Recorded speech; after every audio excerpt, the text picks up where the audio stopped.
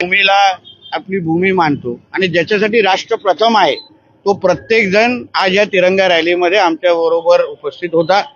प्रत्येकाने आपल्या देशाबद्दल अभिमान वाटणं आणि देशाबद्दल गर्व असणं हे मला वाटतं अत्यंत गरजेचं आहे। आणि म्हणून आज तिरंगा रॅली ही ह्या जिल्ह्यातल्या प्रत्येक विधानसभा मतदारसंघामध्ये आमचे ह्या तिरंगा रॅलीचे जे जिल्ह्याचे प्रमुख आहे संदीप गावडे यांच्या नेतृत्वात आम्ही सगळेजण प्रत्येक मतदारसंघामध्ये ही रॅली काढतो आहे।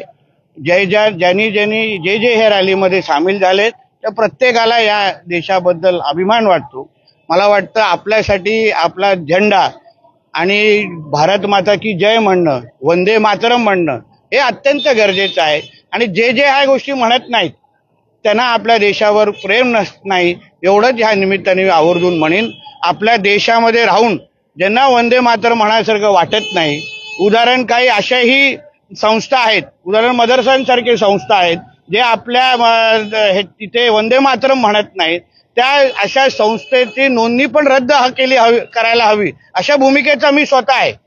काही लोक भारत माता की जय म्हणायला बघत नाही, मग त्यांना पाकिस्तानमध्ये पाठवण्यापेक्षा दुसरा पर्याय नाही। आणि म्हणून आपण आपल्या देशाबद्दल कडवट राहणं हे मला असं वाटतं अत्यंत गरजेचं आहे।